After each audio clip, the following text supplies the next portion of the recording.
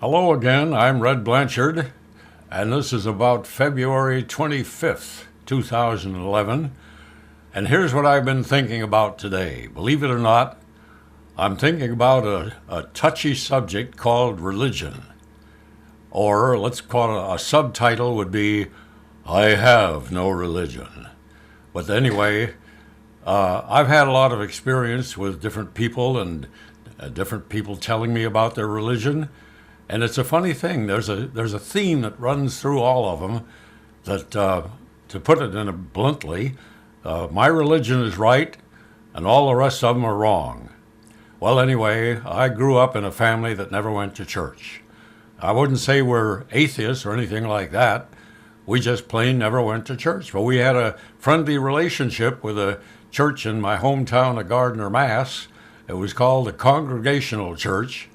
It's right in the uptown area, right across the street from the old city hall. And I used to go there once in a while for various events. And especially, a funny thing about it was on Halloween, they had a bell tower, and they had a door at the bottom, and the caretaker of the church would somehow leave that door unlocked on Halloween evening.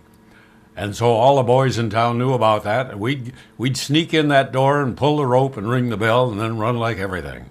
We didn't realize that they were watching us. They were getting a big kick out of it. And they would leave the door unlocked so we could ring the bell. Well, that's my first experience with a church, with an actual church. However, before that, when I was about 10 years old, here comes the big stuff now.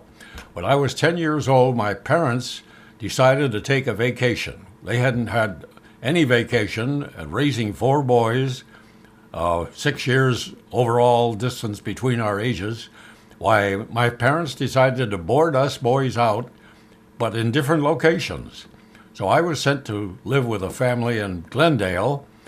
The name of the family was Childs, Childs. And I stayed there for about 2 or 3 weeks while my parents went on vacation. All my brothers were farmed out someplace else, but I stayed with the Childs. Well, these Childs were very religious people. And in fact, they had me reading the Bible every day. They called it our daily lesson. And I still remember, even though I was only 10 years old, they had me memorizing the books of the Bible. I can still remember today how it starts off after all these years. Genesis, Exodus, Leviticus, Numbers, Deuteronomy, 1st and 2nd Kings, 1st and 2nd Corinthians. I probably have those all out of order, but ye gods, that was a long time ago, pardon the expression. So that was my experience with them, and then of course every day we'd read a little bit out of the Bible.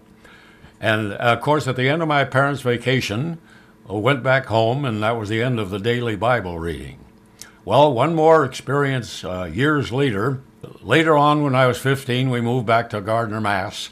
And at that time, the Congregational Church was down the street from our house a little ways.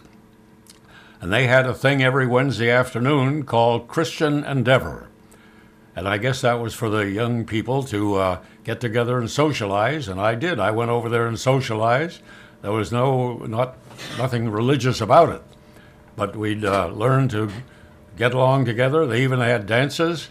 That was the first time I ever tried to dance, was in the basement room, the recreational room, I guess you call it, of that Congregational Church. So anyway, we did go there a few times, or I went there a few times. I got to thinking about my later years, further experience with religion. And one of them was when I was living in Schenectady, New York, or in the beginning of the war years. There was a program on radio every afternoon called The Story of the Bible. And the announcer would say, an eternal beacon lighting man's way through the darkness of time. And there was a dramatization of Bible stories. And they would take one guy like Joseph, and they would talk about his life for months on end, and then they'd switch to somebody else. Well, it's like any other soap opera. It was an interesting story. It wasn't all about religion. it was a kind of story that would get people to listen, even if they're not interested in religion. And I listened every day to The Light of the World. That was the name of the show, The Light of the World. The story of the Bible. An eternal beacon lighting man's way through the darkness of time. That's about the way the guy did it every day, and I kind of memorized that opening. Well, later on, I had another experience with religion. Still in Schenectady at that time, I started going with this Catholic girl, and we got pretty serious. As a matter of fact, we got engaged. And one of the deals with the Catholics was, if you get married to a non-Catholic, that's okay, but you have to agree that any children will be brought up as Catholics. And I said, okay, I don't care, I'm not religious anyway. If she wants them to be a Catholic, it's fine with me. So I said, okay, I would.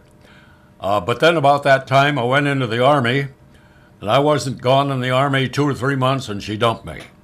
And that was the end of that girl, and my mother would have been pleased because she didn't want me to marry a Catholic anyway. My mother was not really religious, but she was a heavy-duty Protestant, and any other religion was no good, had to be Protestant. So I don't know if they went to church much either. I forgot one more thing, yes. While I was still in California as a little kid, my parents both got interested in the Rosicrucians. Now, that's a quasi-religious outfit. The Rosicrucians had a headquarters up in San Jose, and they had temples around the country, and they had one in Los Angeles. And each person that belonged to that was to set up a little sort of a shrine in their house. They called it a sanctum. And then the Rosicrucians would send out typewritten material, and the members are supposed to read that and study it and sit there in their sanctum and contemplate it. So my parents went in for that in a big way, and I actually read some of that stuff myself. And the Rosicrucians up in San Jose, by the way, the Rosicrucians got the word as a translation or something for the Rosy Cross. And they had their own radio station up in San Jose at the time, KFRC, which is still on the air today. Well, the FRC stood for Fraternity of the Rosy Cross. I'll bet you listeners to KFRC today would never know that. But that's how it started, as the official radio station of the Rosicrucians. And most of their theory, or let's say dogma, if you want to call it that, was based on the ancient Egypt. And my mother had a fascination with ancient Egypt and the pharaohs and King Tut and all those Rosicrucians. I guess they were. I don't know. So that's the extent of my experience there. And then later on, as I mentioned, I got engaged to the Catholic girl. Well, after that, I went and stayed in the Army for a while longer, and I met and actually married later on this other girl who she belonged to the Nazarene. Well, I didn't mind. She wanted to go once in a while, but she wasn't really very religious. So my wife always said she was a member of the Nazarene, and she came from Colton, California. They had a fairly big Nazarene church there, I think. I never went to that. Oh, but I did go once with that Catholic girl. I forgot to mention this. I went to a mass with that Catholic girl that I was engaged to, and I was kind of intrigued. You sit there, and you don't just sit there. You get up and kneel every once in a while, then you sit back down, then you get up and kneel some more, and back and forth. You have to know the routine. But anyway, that's what it was, my only experience with the Catholic Mass. And at this time of my life now, I've been considering myself an agnostic, since I don't belong to any church. I don't really even believe any of them. So I'm waiting for proof. I believe that's the sign of an agnostic. You're waiting for proof. If they'll prove it, I'll believe.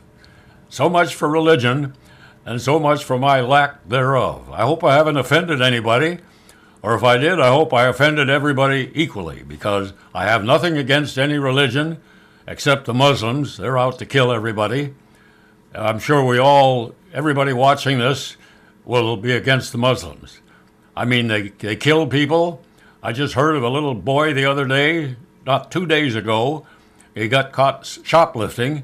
They chopped off both his hands. And at the same time, an American tourist was arrested and hauled away, and who knows what happened to him. And what he tried to do was intervene when these Muslims were stoning a woman to death. They put him in a hole in the ground and throw stones at him till they kill him. And her crime for that was adultery. So you can see why I don't know anybody personally that would like a Muslim. There was probably lots of good individual Muslims, but the radical fringe has control of them, and they have these horrible rules. And look what they do to their women. They make them dress up in a hood so you can't even tell what's in there, just this hood walking around. The women have no rights at all. Usually they don't even let them go to school or anything. All they're good for is to serve the master. Well, none of us would go for that, I'm sure. I never considered myself a master. The idea here in America is that a married couple is equal. Neither one of them is supposed to be the boss. And if one of them says he's the boss, he's going to wind up on Dr. Phil. Okay, that's enough for now. I hope that nobody got mad about my talking about religion. You're supposed to avoid controversial topics, but I'm up for the controversial topic as long as I don't get too controversial. And I'm Red Blanchard, and I say so long until the next time.